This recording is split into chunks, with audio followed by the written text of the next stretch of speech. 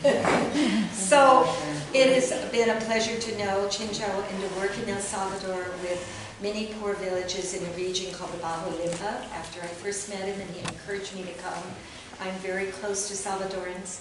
We're lucky to have some Salvadorians in San Miguel too, friends.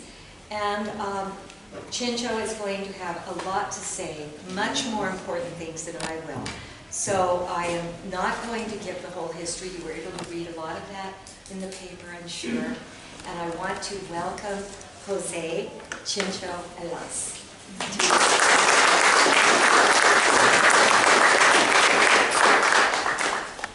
Well, I am so happy to be with all of you.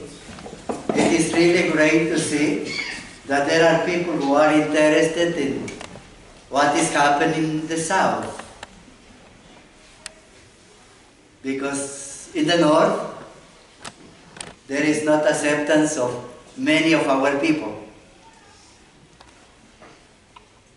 I will start with a little story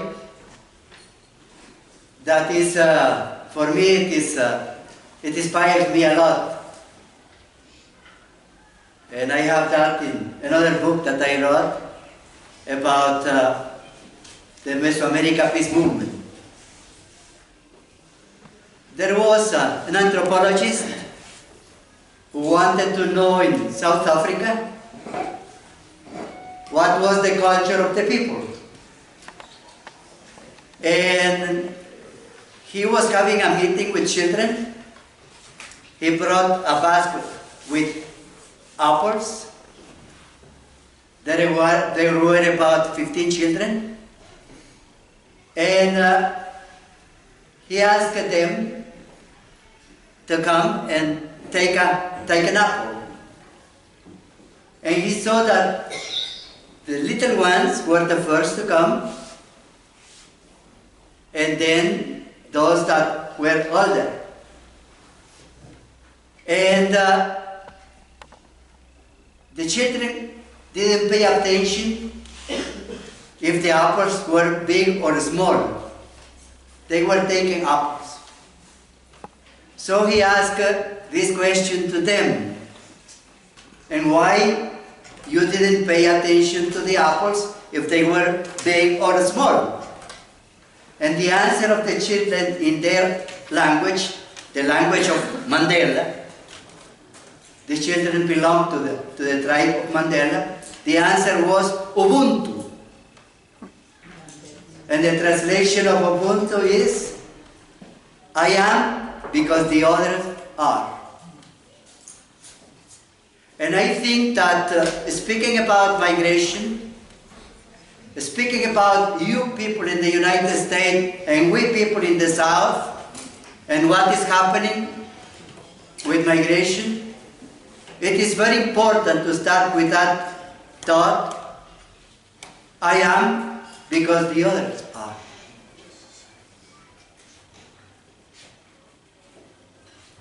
We are not alone. We are not individuals.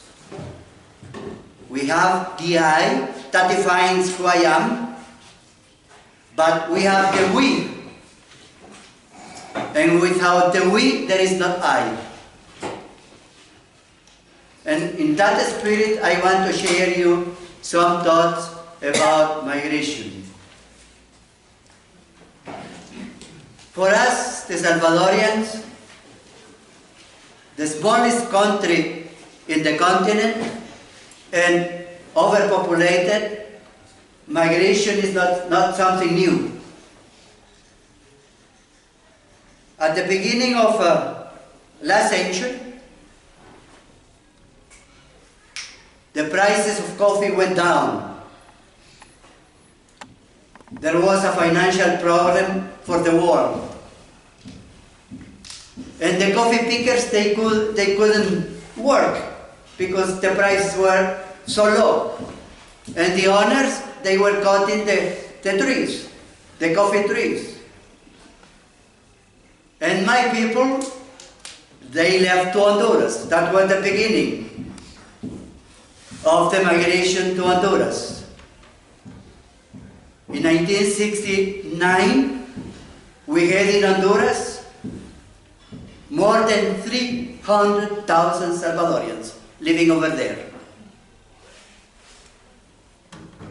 It occurred also in 1932. In 1980 and 1982, the government of Salvador wanted to take the land of our indigenous people who lived in the mountains, high in the mountains, to plant coffee, and confiscated the land. And in 1932, these people that were organized, very poorly organized, they wanted back the land. 30,000 were killed in 15 days. There is a book published about that, La Matanza. And once again, we saw people live in El Salvador due to the violence. It took place during the 12 years of war that we had in my country from 1980 to 1982 to 1992. About 2 million people migrated, the majority of them to the United States, mainly to California. Every time that we have violence or we have economic problems, we see the Salvadorians leaving the country. And to migrate, I consider it a human right. The animals migrate. And your elders, parents, grandparents, they migrate from Europe or other places to the United States. So you cannot say, well, these Salvadorians or these Mexicans or these Guatemala, we have done that since Adam and Eve. Otherwise, Mother Earth will not be populated. It's a human right to migrate. Because the different risks that we have. In my case, it was because I was exiled by my government, because I was working for the peasants and demanding land reform. I was kidnapped and tortured in 1970, and then in 1977, Archbishop Romero, my close friend, said to me, you must leave the country because they really want to kill you. And I migrated to the United States. And I asked my wife later on to come to the United States to save my life, but at the same time, from the United States to work for my people. To work for my people.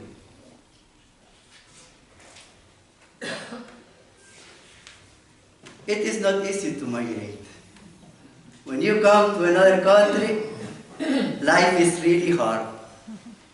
And I have experienced that in my own flesh. In my own flesh.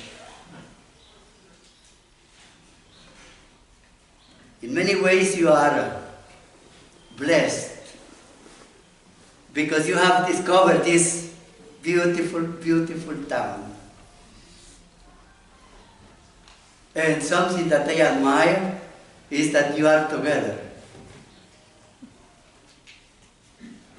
And that in many ways you are contributing to this town and to Mexico. And that is something absolutely beautiful. I work in the municipality of La Libertad in El Salvador. I am the founder and the executive director of the Mesoamerica Peace Movement. And I have seen in La Libertad what happened. 2 o'clock in the morning. 6, 7, 10 gang members come to the village, El Tigre. We with the police uniform. They knocked the door of a family that I met, and the 4 children, 22, 20, 19 and 15, they pulled them out of bed. They killed them only a block away. The next day, the families were calling relatives in the United States. This is what is happening here. I need to send my child to the United States. That is happening in El Salvador almost in every place.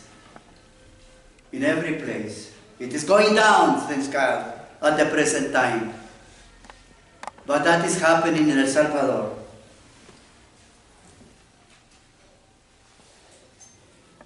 There are 3 countries that are suffering the most, and you know the names of these countries. El Salvador, Honduras, and Guatemala. And those are the countries where I work.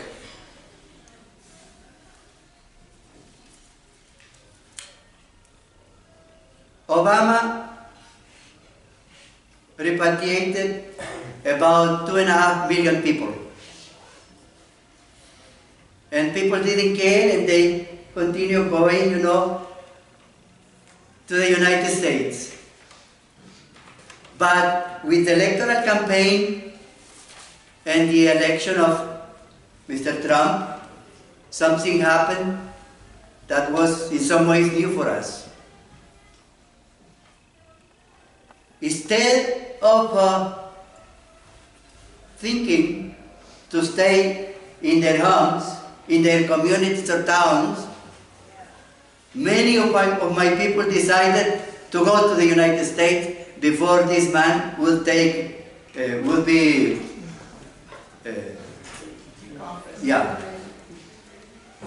just before.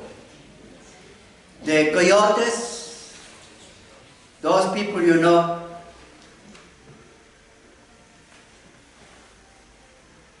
they went from $8,000 in El Salvador to $13,000.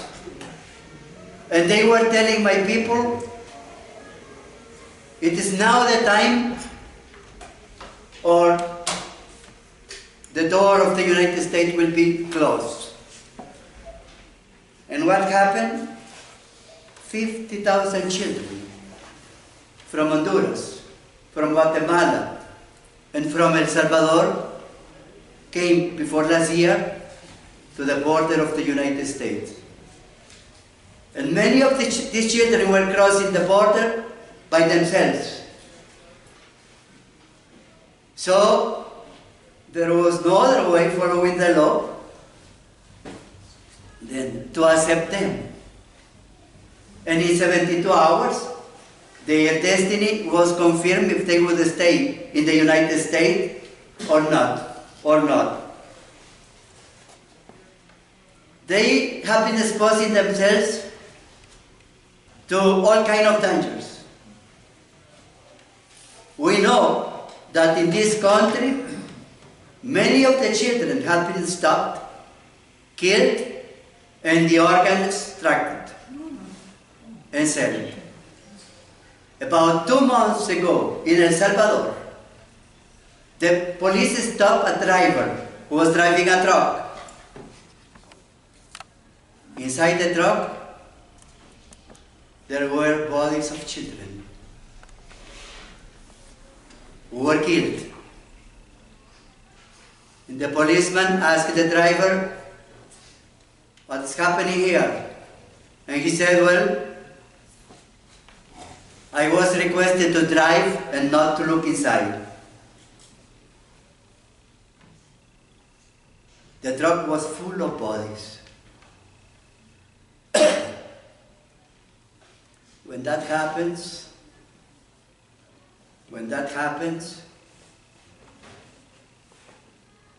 if I would be in the situation of those parents, I would do all my best to go away and look for another place to live. to live. In the old times, when I was working as a priest in Suchitoto, that was the time before the war, when many people were killed, especially peasants, by the National Guard, National Police, the death squads. There were people who were coming to my house, and they were asking me the question, Father, what do you think? I have been invited to be a guerrilla. What do you say to me? And I was asking them the question, why you present me this question? Because, Father, we are suffering. The National Guards are coming to our house. They are killing our children, not only us, the adults. And I prefer to have a gun in my hands and defend my family and my country than to let them kill my people. And my answer to them was, well, do what in your heart, in your conscience, you believe that that is correct. The guerrilla army in El Salvador was the best organized in the history of Latin America. And that was said by Castro, by Fidel Castro, the best one. When we are in a situation like that, we do not care if there is Trump or not Trump. The only thing that we think is what to do for our children. And that is the question that I present to you this morning.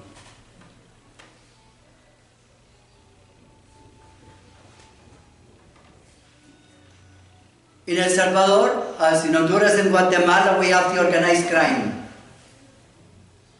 We have three gangs: Mara Salvatrucha, or M13, the Gang 18, and the Gang 18, the Revolutionaries. There was a time before last year, at the beginning of last year, that they were killing. The average was 24 people per day. 24 people per day. The gang members were in the schools studying. But the purpose for them was to look for new members.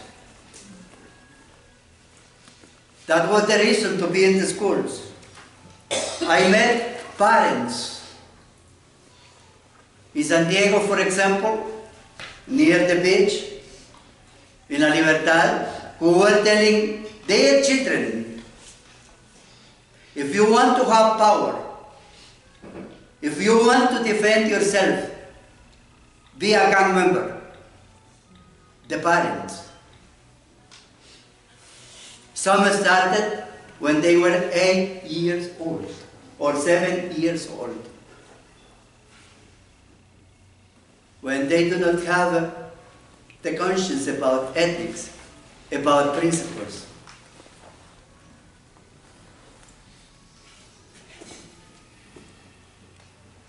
Obama is gone. Now we have Trump. And maybe you have been reading or you have been watching the TV, CNN for example, and you know who is this person. In the first week of Trump, we received in El Salvador 450 people, the first week. And now it has gone up to 600 people per week. A poor country, without means, badly organized. Who are those people who come?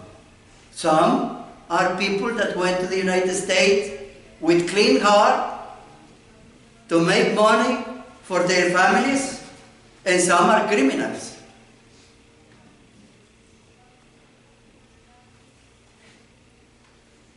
One of the deputies of the arena party, that belongs to the extreme right, stated, Mr. Avila, who was the chief of the police some years ago, that with the people that are coming, there is the possibility that we will need to multiply by 7 the number of gang members in the country. By 7. I remember after 1992, there were planes coming at 2 o'clock in the morning from the United States with these young people that organized themselves in the United States and became gang members. We didn't have gangs in El Salvador. They came at 2 o'clock in the morning. And when we confronted the United States government, they said that is a collateral effect of the war in El Salvador. And we didn't have the means to receive these people. We didn't have the means. So it is very important that we consider that.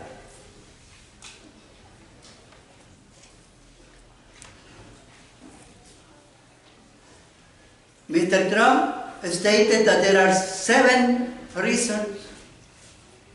reasons to oblige people to leave the country or to put them in jail and then in the planes and back to their countries. First of all, he is against the sanctuary movement. So he stated denial of funds to sanctuary cities that protect illegals, and there are about 300 sanctuary places in the United States. What he has done, he has increased or demanded to increase the agents, the detention centers, and border judges. He has proclaimed that he will build a wall between the United States and Mexico. He is in favor of deporting people, prisoners, and undocumented persons in the United States.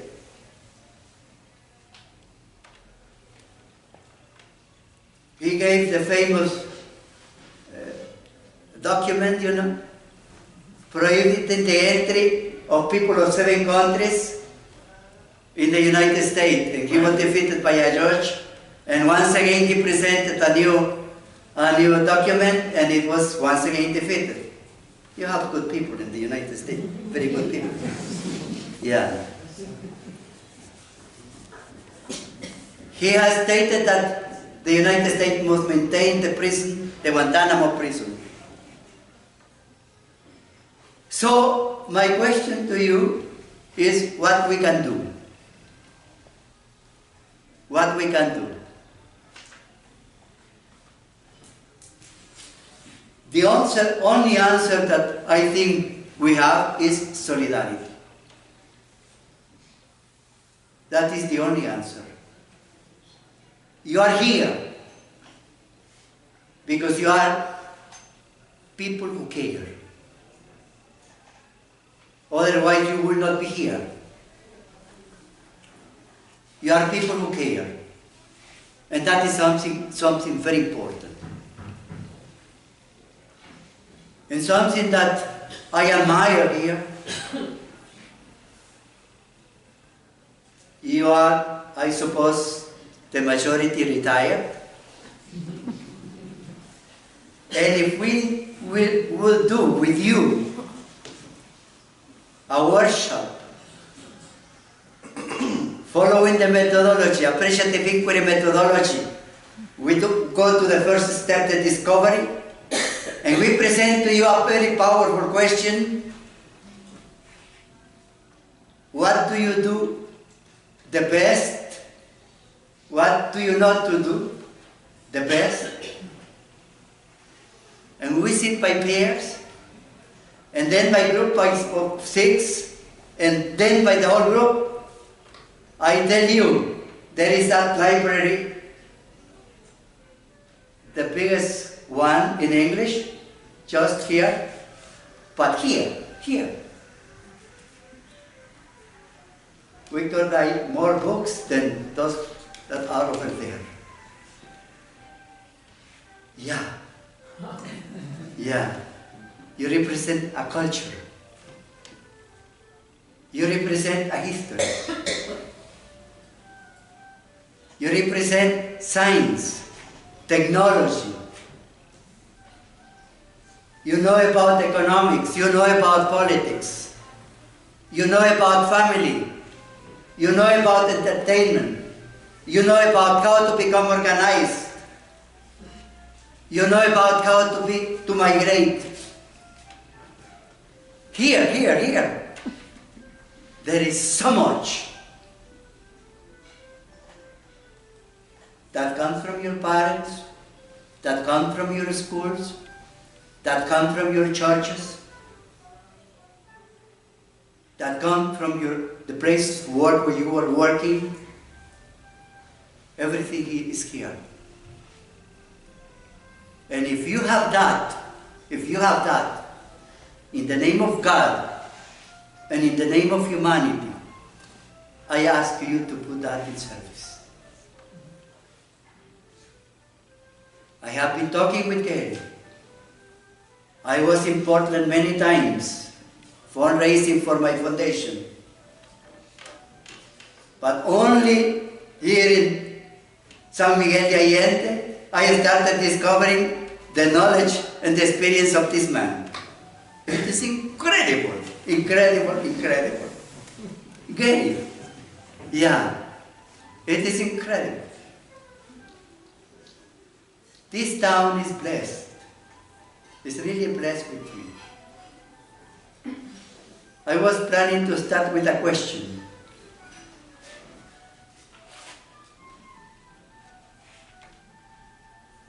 If you are God, you will call these people migrants, illegals? I will ask that question to Trump. If you are God, Mr. Trump, you will consider the Salvadorians, the Hondurans, the Guatemalans, the people from the Middle East migrants? And he will say no, because I created Mother Earth for everyone. You built the borders, not me. Everyone is a child for God. Everyone is a child of God. So everyone must enjoy the heritage of this Mother Earth. Everyone. But there are people who are better prepared, who can serve more, and people who can help the others. And your presence here is, that is what your presence here is telling me. What to do? That is my question to you.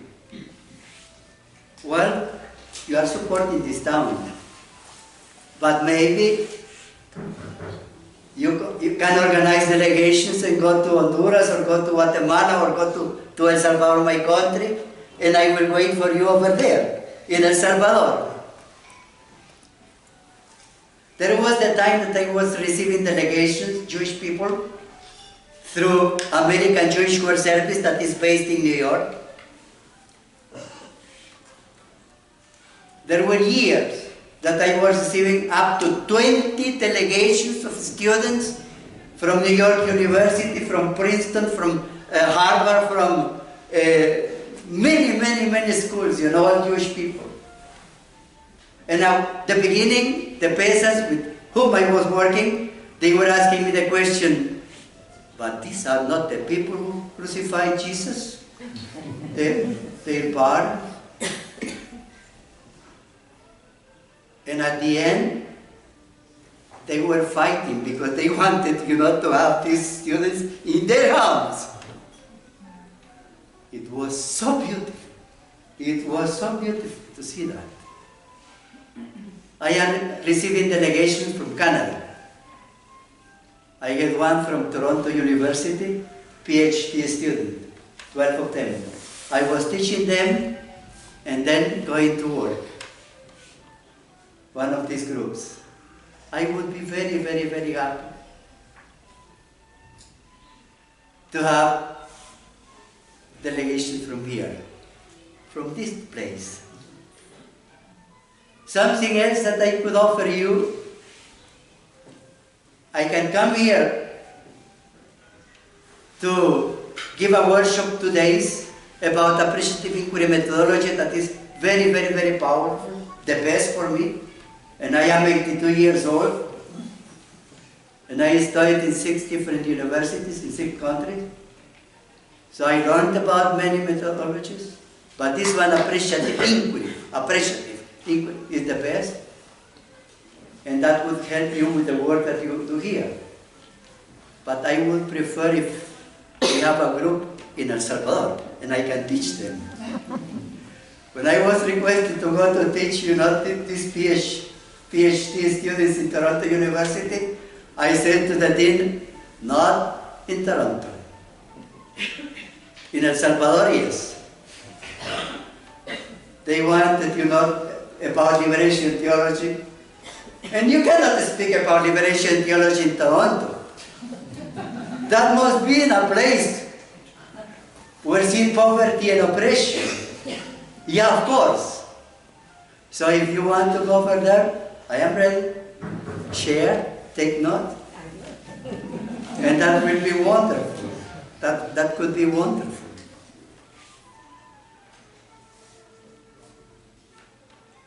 I am very sure that you know about micro enterprises, and maybe you can become organized.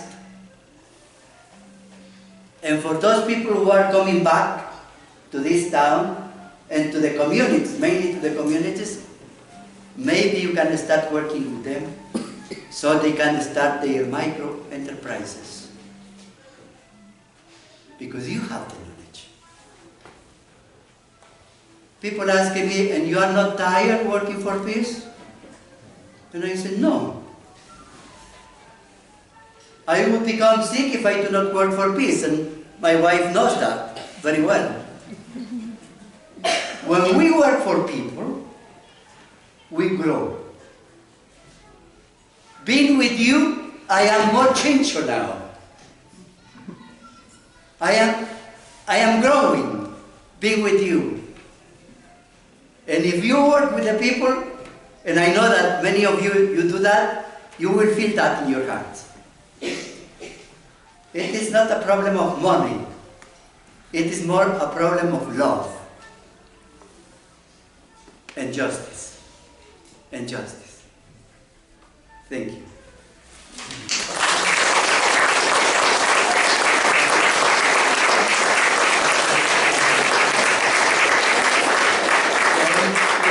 Questions?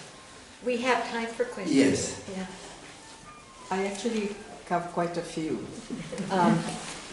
One is, I mean, is from, if you look at the issue, it has to be from the origin. Yeah, okay. Yeah, loud. I think- Véngase aquí. Como usted tiene mejores oídos, si necesita traducción, me la... And I can repeat the questions too. I know how important it is if you need help. I think thank you so much for all the issues you mentioned. But my question is, one, at the origin, what can be done, or what are you doing? Maybe you tell us about the work you are doing to address the issue that forces people to leave, the cause of people leaving. The second one, I think it's important to distinguish between migrants and refugees. Refugees. Oh, yeah. Because you yourself mentioned that at the border there are people that are criminals from the gangs and the people who are fleeing from the gangs. And if you label them, all of them migrants, as they are, you don't differentiate the ones that have the right to be protected, which are the refugees, from the rest of the migrants. I think that distinction is very important. And the third one, the people live from El Salvador, Honduras, and Guatemala, but they cross Mexico. In Mexico and in other neighboring countries, they can also become refugees. And our work also is to give elements to Mexico, and Mexico is changing a little bit, but we need to do much more to tell Mexico to recognize those people, not only to pass them and ship them and not punish the people that are harming them. All these issues you discussed of the children, the smugglers and all that, they need to be punished in Mexico. But the people can also receive asylum in Mexico and in other countries. And I think this work, this information needs to, we also can work in those areas. Thank you. Did everybody hear all of that? Did everybody hear the questions, the 3 questions? Okay. Well, the first question is about the costs. Why? And the main cause. How to address the cause? The main one is economics, the problem of poverty. I am responding to your question? The first question, it's hard, the music. Her first question was, what are we doing in El Salvador to address the cause? Well, Address the cause of the leaving. yeah, El Salvador, what El Salvador is doing? Yeah, okay, thank you. A week ago, the European community gave to El Salvador 53 million euros. El Salvador has been investing mainly since 6 years ago, trying to support the people so they stay in the country. Before we were buying the seeds for planting. Now there is a whole region where I was working for 10 years in El Salvador that received support from the Ministry of Agriculture, and they are producing 78% of the seeds that we need to plant corn and beans and other products. Also, the Salvadorian government is at the present time providing funds for micro enterprises. And since last year they started for the whole country schools to train young people in different skills. Because many times the problem is that our people do not know what to do. So this is a program that is growing and growing and growing. And you see in different towns, cities, I speak about El Salvador because that is what I know, that there are these schools for these people who need to learn about bakery or about different ways of making money, you know. Also, El Salvador has, since 7 years ago, a program to provide shoes, the uniforms, and food to the children in the schools, up to the fifth, up to the secondary level. They received that. There were parents that they were not sending their children to school because they didn't have money to buy the shoes or to buy the uniforms. Now that doesn't happen. It doesn't happen in El Salvador. Also, there is something that is becoming very important in the United Nations has recognized. The former wife of the former president, she started a big organization called Soy Mujer. I am a woman. And that has presented by the UN. It was presented to Brazil and to other countries in Latin America as a model project. Thousands and thousands and thousands and thousands of women receive now at the present time not only legal support, but also they are trained. So we are working. But you know, when you come from this level and you're trying to move people up, you need a lot of resources and you need a lot of people to do that kind of work. I started working for peace in 1969, 49 years ago. And I have seen, you know, the process. But it is slow, because you are not working with one person or one family. You are working with a country. Second, your second question was about Refugee matters. yeah. But that is more a legal distinction. Yeah, so with that distinction, you are protected by international law. Yeah. If you are a refugee, it is different, or if you are exiled, it is different than I, Jose Alas, Chencho, I go to I cross the border and they do not catch me. It is more legal, and it is important. Of course it is important. And the third one was Protection along the way. Protección al Passing across Mexico. Mexico, yeah. Mexico has a responsibility. Mexico has responded to our countries in many ways.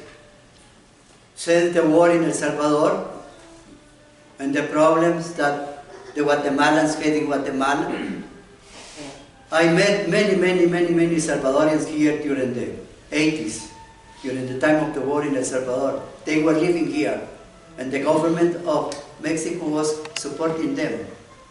I talked to the taxi drivers, and they tell me that in this town there are many people from Central America, even many from Argentina. They are here. But you must take into account that Mexico has not the means that the United States has. And always, historically, when there is an empire that develops, people come to that place, to that empire. That historically, it has been like that. Because there is the money. There are the resources. If the United States would be poor, I tell you, the North American people will come to El Salvador. Yeah. Historically, that is the case. Chencho, Yeah. may I add one thing that some of these people may not know, and we were talking about it the other night.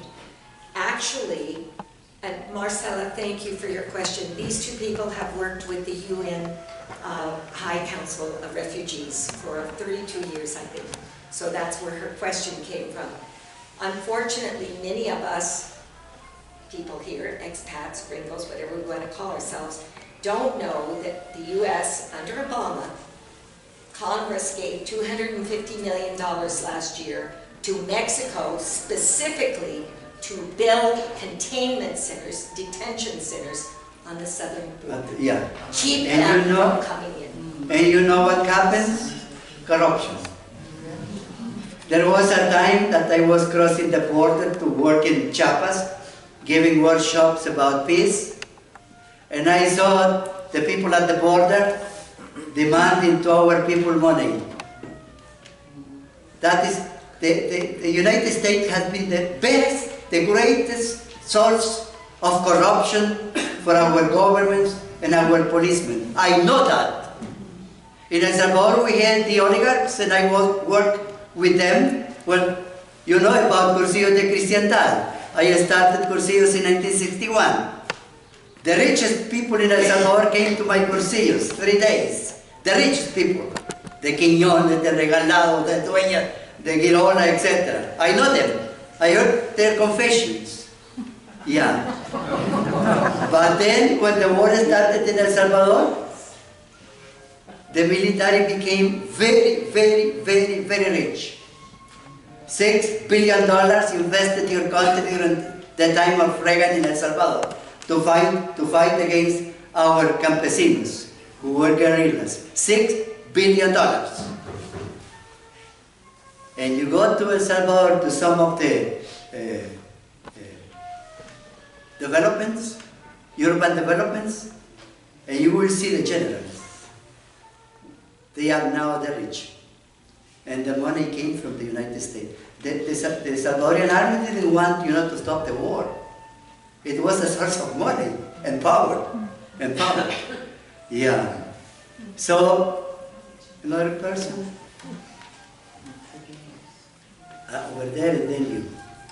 I spent time in El Salvador 3 years ago, and I was just amazed at the corruption in the Catholic Church down there. Catholic Church. And my question is, do you see any opportunity for liberation theology going forward? He saw corruption in the Catholic Church when he was there, and he wondered if you see an opportunity for liberation theology to rise again. Well, all our governments and also our business people have been corrupt. Yeah. And thanks God, after Vatican II, 1962 to 1965, and then with the second conference of the Latin American bishops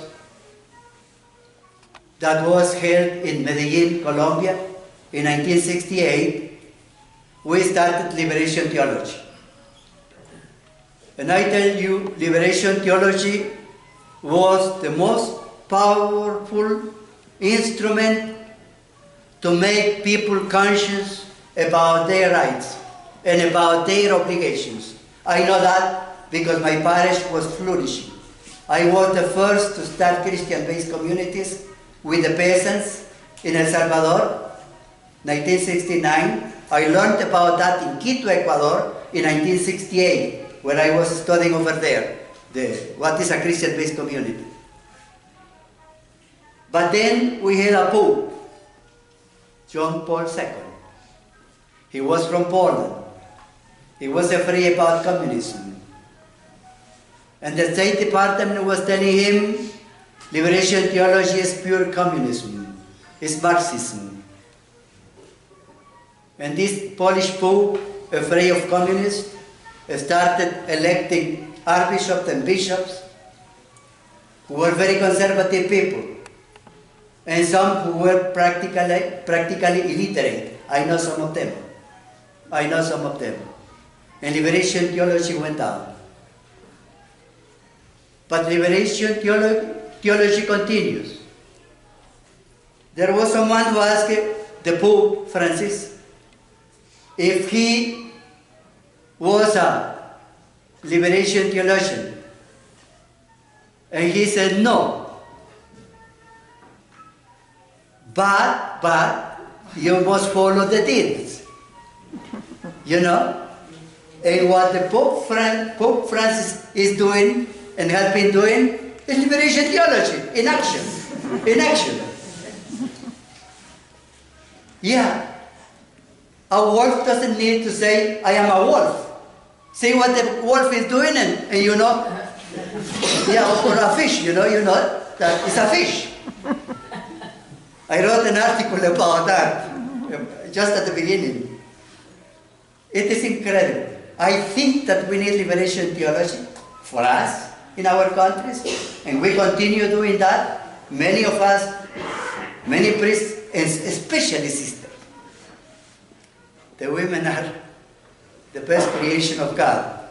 Yeah, certainly. Especially sisters. They continue doing that. And they do not care about the bishop. But I would say that at the present time, it would be very, very, very important if we introduce liberation theology in the United States. Why we have Trump? Because we need people to be liberated from their prejudices. And they do not know that. So you need to open their minds, their hearts. But if nobody is doing that, I always say, Sunday, we have masses everywhere in the world. Saturday, the synagogues are flourishing with people who come, for the service. The Christians have their service. The Muslims have their services. Monday, something has happened? Something has changed? Nothing. Nothing. It's just the same. Why? Because there is something that we lack. And that is, we need to be prophets. We need to have prophets. If you go to the United States now, and you ask the people over there from the different churches if they have prophets, maybe one, maybe two, maybe three. In El Salvador, we were blessed with Archbishop Romero, a real prophet. The last 40 years of his life, it was incredible. Before yesterday, we were celebrating the killing of Father Rutilio Grande, a Jesuit. He will be named blessed very soon. A prophet. We need prophets. We lack prophets. And that is why things do not work. And maybe here you can be prophets for the development of this city. And create this city as a model, working with the people. Not taking the role of the people. That no. But working with them, you can do that. Yes, you want? Could you describe the current political situation in El Salvador? The current political situation, we had for 20 years the Arena Party in power, funded by Dawi's son, and the political party that he started, Arena Party, was inspired by the CIA, following the Republican Party. Even the bylaws of the Arena Party is a copy. There was a famous congressman and senator in North Carolina. That we son met this famous. Jesse Helms. Jesse Helms. Yeah, he died. Yeah. And he advised Davison, the founder of the Arena Party, to meet with the CIA and have the technical assistance for that. So for 20 years after the war, from 1992, we had the Arena Party in power. Since 7 years ago, we have people from the left, and at the present time, we have Sanchez Seren, who was a commander of the FMLN, and we have seen the difference. The difference. Yeah, there is, the introduction of a new way, to do the schooling, teaching people, teaching teachers. Because many of the teachers, they do not know how to add, for example, or multiply. That happens. Remember when we were coming from Nicaragua, crossing Honduras, there was a takeover of a road. We stayed there for about 4 or 5 hours. There were teachers, and I started, asking questions them about their teaching, and I was absolutely sad. Those people do not know what they are teaching. But now in El Salvador, we are doing that. And that will increase, because there is the need. So I would say that we are becoming a democracy. Becoming, yeah, a democracy in El Salvador.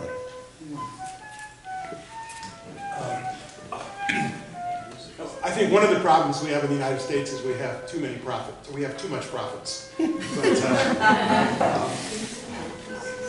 it strikes me that in this day, Could you stand up? it strikes me that in the day we live in, that we kill our prophets. That making heroes isn't the answer. That the answer is creating a mass movement of prophets. And I don't know exactly how to do that, but whenever I hear a new prophet come along, I know either politically or physically we're going to kill him.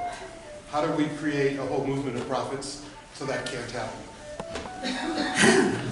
That is a question. Yeah, that is a question. Thank you. Well, following the theology that I learned and the studies that I had in my life,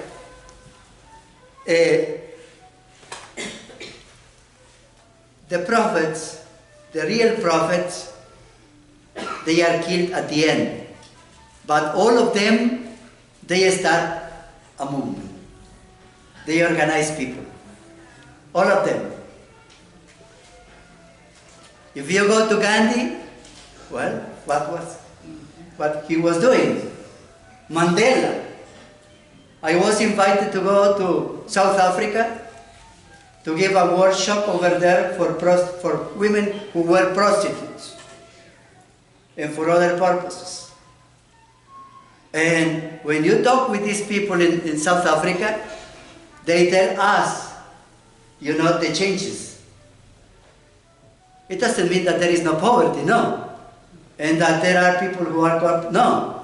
But the change, Nelson Mandela. I went to the prison where he was for 36 years. You have your famous Martin Luther King. So prophets are necessary. Jesus was a prophet, and he was killed. And until now, many of us in the world, we have the face of Jesus, the face that he gave us. So they are necessary. But of course, it is not to have one person, you know, on top, and that's it. No. We need to become organized.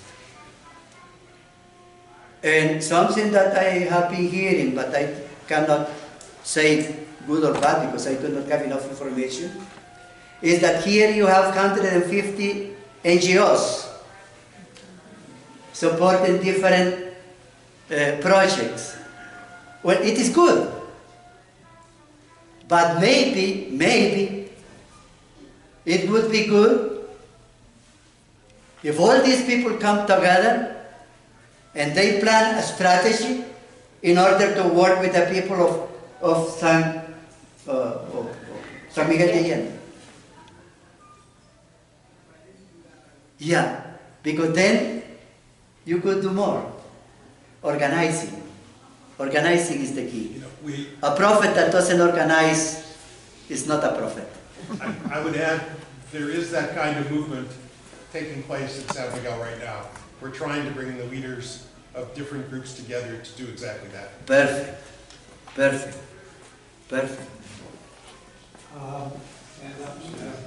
I'm real loud. You've mentioned the El Salvador, Guatemala, and Honduras and the flight of many people to the north. How do you explain why there aren't a lot of Nicaraguans migrating to the north? What's the difference between Nicaragua? Well, there is a lot of saying about Daniel Ortega, the president of Nicaragua. But Nicaragua is the country in Latin America that has less crime. Nicaragua is the country that there is an explosion of tourism. Nicaragua, the rate of growth is going up and up and up. Dealing about crime. In Nicaragua, they have a woman who is the chief of the police. And this woman, I tell you, she knows what to do. We have learned from Nicaragua the community police. And we started using that. I am giving workshops to police in El Salvador. The last one, it was to 27 policemen. And I asked my friend Jose Silva, who is a commissioner, I do not want, there are three levels. The policeman, you know. Then the second that has some authority, and then those who are on top. He is the head for a whole department or province, a whole department. And I said to him, I do not want those who are down. I want only those who are up. So there were 27 people. And they told me what they are doing inside the communities now that they are learning about community policing. Yeah, Nicaragua is incredible. I lived in Nicaragua for 9 years. And this is the country where you feel really well. Yeah. Economically, culturally. Peaceful There is Daniel, but and peaceful. anyway, it is working. Yeah, it is working. What years were you in Nicaragua? From 1983 to 1992, during the time of the war. Yeah. There was another one that I saw, no? So often, we listen to people that we want to listen, that have match our views. Trump and his group, his base, do not have many of our views. They have a very different sense of anger and a sense of self-righteousness, which we do too. But how do you address those people who call themselves Christian, but are behind pushing people out? How do you talk to them, the ones that are not converted? You're speaking to people who want to hear this. How do you speak to people who don't want to hear this, and they've elected a president? Yeah, when I will speak about what I do, we have the Mesoamerica peace movement that I started for Mesoamerica in the year 2000. After the experience that I had in El Salvador, since 1993, I started what is called a local region of peace, following the UNESCO guidelines. And I introduced liberation theology also. That didn't come from UNESCO, you know. So, in this movement, first of all, we try the people who participate, all kind of people, to learn about the appreciative inquiry methodology. Because the appreciative inquiry methodology educates us about self-esteem and the esteem that we need to have for the other. If I hate the other, it's because something is bad in me. Because I am not reconciled with myself. What we call the inner ecology. The ecology inside us. So, we have 7 themes that we develop with the people following the methodology. The first one is earth and ecology. Why earth and ecology, and why not conflict resolution? That is the common thing in the United States or in Canada or in Europe. Because we are not the center of the world. With conflict resolution, we proclaim that we individuals, we are the center of the world. We are not. Life is the center of the world. And Mother Earth is the supreme living organism. We come from her, we live from her, we will go to her, and we are earth. And we are earth. The second theme is myself and the other. And it is great, you know, for example, working with the policemen, when I ask them the powerful question, what has been the most beautiful, inspiring moment for you working as a policeman? And then these people started opening their hearts. Nobody has asked that question to them. It is the first time, you know, that they received that question. And they are proud and happy. And they inspire us. I tell you, there are some policemen in El Salvador, police in El Salvador, that they are much better than me. The risk that they have in life, the spirituality that they have in their heart, it is something great. Yeah, something really great, inspiring. Then the third theme is, you are a woman and I am a man, so gender. What kind of relations we need to develop that there is harmony between us. The fourth is, well, we are human beings. We have rights, but we have also obligations. Then fifth is conflict resolution or conflict transformation, because if we do not respect rights or we do not do what we are supposed to do, the obligations, well, then we have conflicts. And we need to resolve them or to change them, at least to change them. Then six is economics, and I present that from the Greek etymology. Echo is the house, and economic is from law, nomos, the law of the house, and the law of the house is that everyone is supposed to have what is necessary for life. It doesn't matter who is who, everyone is supposed to have that. And at the end it is politics. Politics, the creation, the development, the construction of our society and our country, or our house, or our community. So those are the 7 topics that we developed, and every time is 2 days. So in that way, what we do is, in every workshop, is to discover the values and principles. Values and principles about women and men. Values and principles about politics, or about economics, or about myself. Which are my values? If we would be here in a workshop, I tell you, that would be very, very small to write all the values that you have in your heart, and the principles that you have in your heart, that guide you. But you need to discover them, because once you discover them, they are like the light that is illuminating your way. Those values. Why you behave this way and not the other way? Because the values that you have.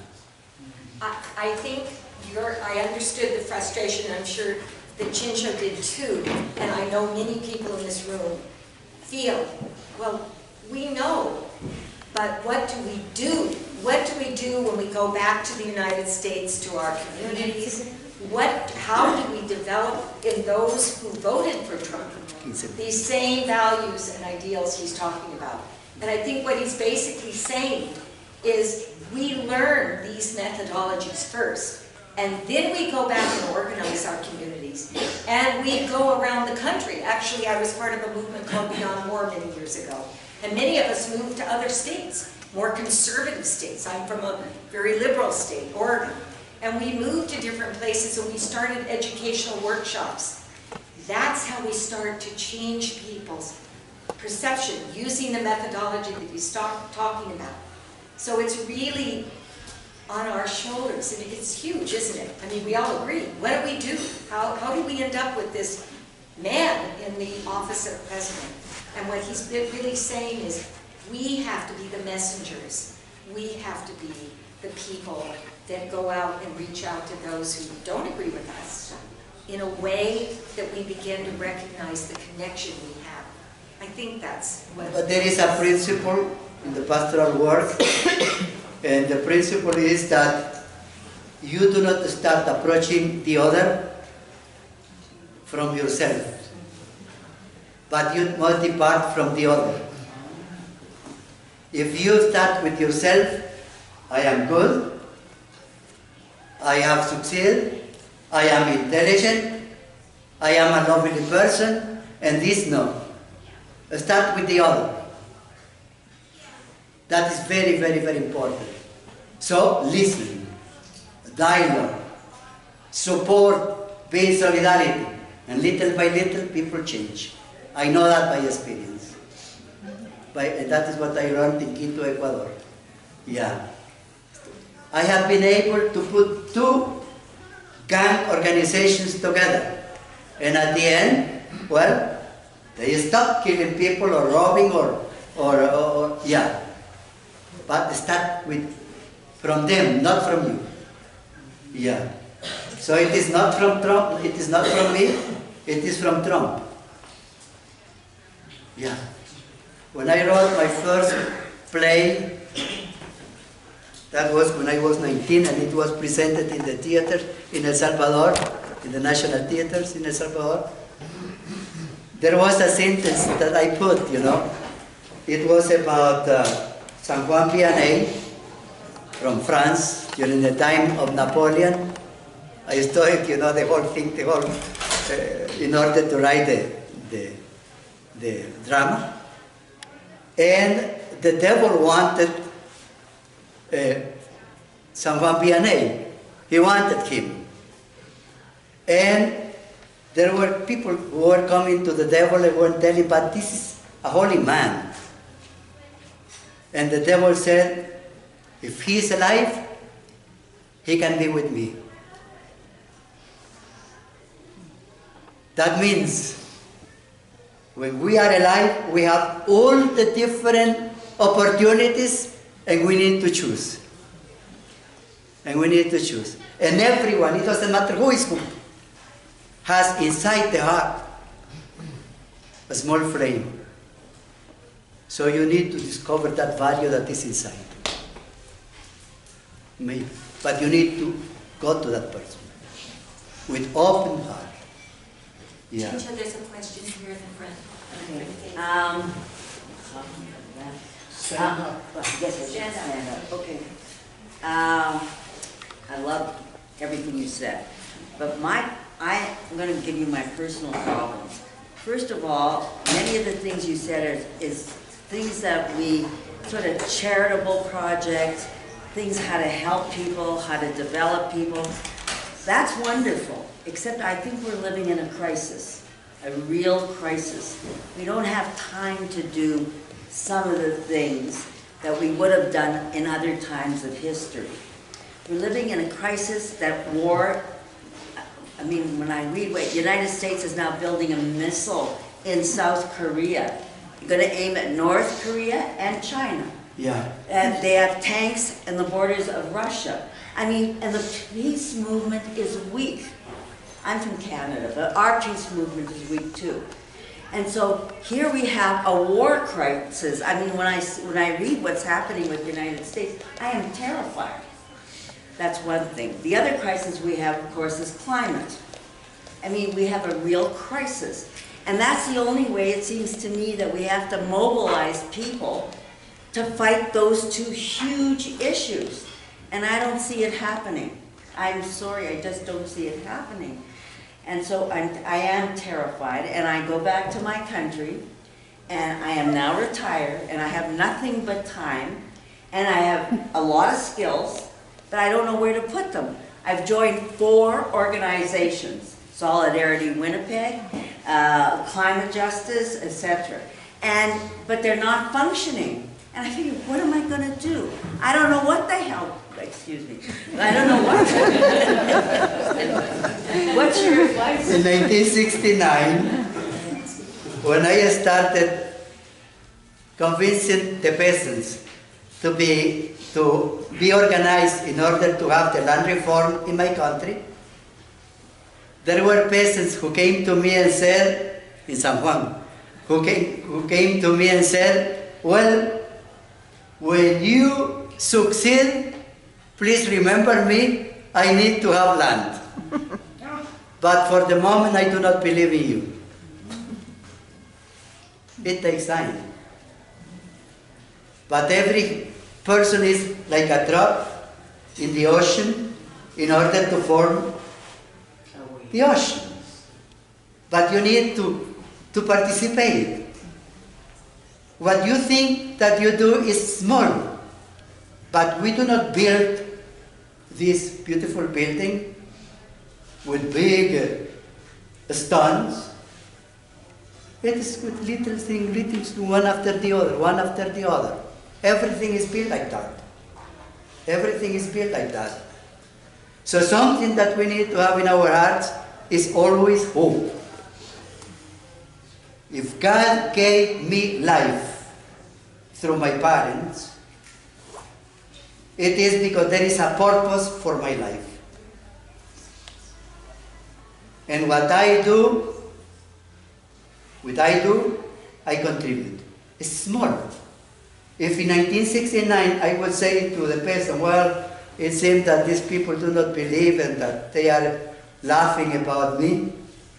And other people in El Salvador, many other people in El Salvador would have the same reaction. El Salvador will be under the National Guard and the National Police and the Security Police and the Custom Police and with a general on top. Yeah, it is one after one. When I go to a store, people give me a bag, plastic bag, in the United States, and here of course. And I said, take the bag. This is bad for the ecology. At the end, this bag will be in the ocean, and it will be terrible for the fish. I always tell people, you know. And that now I go to where I have the medicines, SPC, the medicine? CVS. And the lady, as soon as she sees me, she said, I will not give a bag to you. I know that. Because, she said, because we need to protect the environment. You know? Yeah, we must do what is in our hands, and that's it. Yeah. Yes, we started talking this morning about emigration and what causes what parents send their children north. And I think you mentioned poverty. I think you mentioned fear of the government and the military and the police. And I think you also mentioned crime and gangs. How much of the cause of what causes parents to send their children north would be eliminated if America did not export corruption through demand for illegal drugs? Yeah. At the present time, our people do not have fear for the police. At the present time. Only those who commit crimes, who are organized for crime, they are afraid. Not in the past. In the past it was completely different. People were afraid. I was afraid. Your country can do a lot for our countries. And it is very important if that is done inside our countries. You have the instruments, you have the tools to do that. For example, for the celebration of the millennium, the United States started supporting El Salvador, and it was with $375 million. And with that money, we built the road that we have now in the north of the country, that crosses the whole north of the country, and there is economic development there. And also, with that money, we were able to open secondary schools, and people are better trained. Yeah, there are many ways, you know how, but it is important that those who pay the taxes, they demand from the government to be attentive. Yeah, if I am paying my taxes and I do that, I have the right to ask my congressman or my senator, I am contributing to this, I know that there is money going to El Salvador. What El Salvador is doing with that money? Yeah, and put pressure. And put pressure. I am very mad with the U.S. ambassador in El Salvador. I read that about 15 days ago. She, or the people from the embassy, has formed a group of young people for democracy.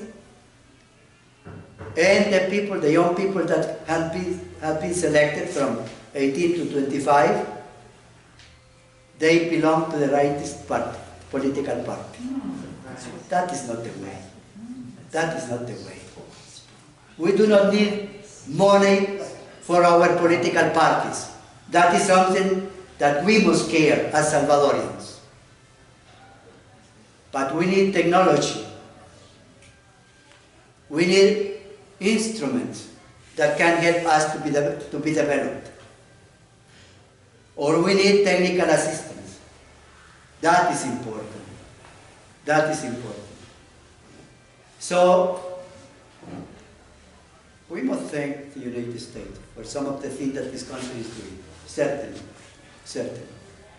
Chencho, I think part of that question, though, too, was the effect of Nixon's drug war. It started under Nixon, the drug war, and the part that drugs and the U.S. drug war and the actually exporting drugs, importing drugs that have caused The a lot of U.S. violence. demand for drugs. Yeah, the U.S. demand for drugs. The U.S. demand for drugs. Thank you for Yeah, that. there is a demand. Yeah, and, Yeah. and There's an enormous amount of corruption and violence and gangs in various countries south of the border. And this is a collateral effect of this of the same problem, which is resulting in overdoses and deaths in young people in the United States. Well, we're exporting that problem to Mexico and Peru and perhaps El Salvador as well. Yeah. And what I'm asking is if the demand for illegal drugs in the United States dried up, or if it was somehow the money was taken out of that industry, would that improve the situation in El Salvador? Certainly, the money that is coming from drugs is not improving the situation of our countries. Yeah, it is destroying our countries, each of our countries. It is creating corruption among the police, among those who are, in power. The demand is from the United States. Central America has become the channel for drugs. Almost every week in Honduras or Guatemala or Costa Rica or El Salvador, there are people that are caught with thousands of kilos of drugs and they are put in jail. So, what to do with that? Certainly, I do not know. Because the demand is very high and the United States is doing very little inside the borders. I am astonished that here in Mexico, we know who are the big guys. And the Mexican government put them in prison and sent them to the United States. But there is not a single name in the United States that has been brought to court Not a single one. Why not? Why not? And certainly the Mexicans and Salvadorians or Guatemalans, they do not have the skills to build that empire in the United States. They do not have that. They must have connections. What are the connections? Well, I would argue that Obama had, during his tenure, de-emphasized the prosecution of people who peddle illegal drugs. He pardoned many people because he felt the sentences were indeed too long. And I think good arguments can be made for criminal justice reform. However, what goes on in Salvador in terms of the crime is a direct reflection of the demand for illegal drugs in the United States. And Salvador is collateral damage to a problem that the United States has not been able to solve domestically. As you pointed out, you very rarely, during the last 4 years or during the last 8 years, did you hear about drug abuse as a real problem that the country was going to get serious about. Yeah, there is drug abuse over there, but not as high as in the United States. Yeah. It is more transporting the drugs, transporting the drugs to this country. Yeah, I think if there's many people in the U.S., including mayors, that believe if you legalized heroin even and made these drug addiction more of a public health issue rather than a crime issue, the costs of drugs and the profit in drug trafficking would just come down. So, I mean, there's many people that would answer your question by saying you need to treat drug addiction in the U.S. as a health problem and not a criminal problem, because that's what keeps the price up and causes trafficking across borders. But my question is, the ambassador, the U.S. ambassador in El Salvador, who is helping to direct money to the right-wing parties, was that an appointee of Obama? She was appointed by Obama. Yeah. And she's staying as ambassador. I know her. And I gave my book to her. Yeah, to read it, because she comes to one of our projects. That is the hatchery, the sea turtle hatchery. Yeah, we have a project. This year we collected 16,000 eggs. That is dealing with the environment. And so if you want to support that project, I am ready. And we were able to liberate 15,000 little ones, and the majority of these little ones were liberated by children from schools. So that is an opportunity to educate them about the ecosystem, why the turtles are so important for the ecosystem, Yeah, the jellyfish, you cannot, if there is a plague of jellyfish, you cannot fish. You cannot have the food from the ocean. So they are necessary. They are necessary. Yeah. But certainly, I would say, I would be in favor of what you stated, that this is more a health problem than anything else.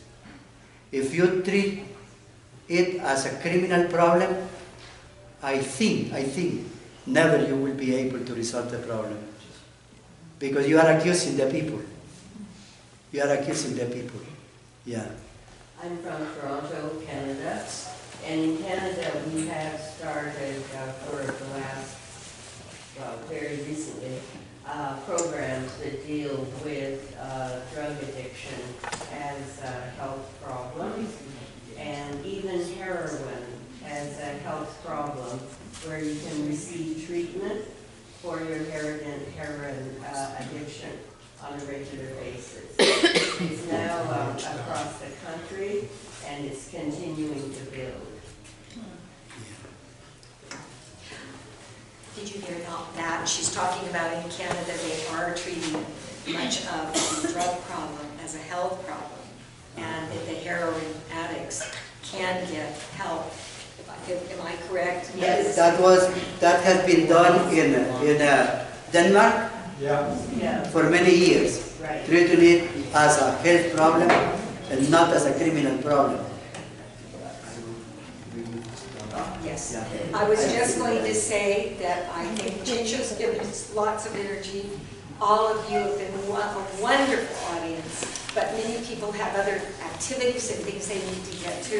And Cliff, do you agree? I think we can draw this to a close, but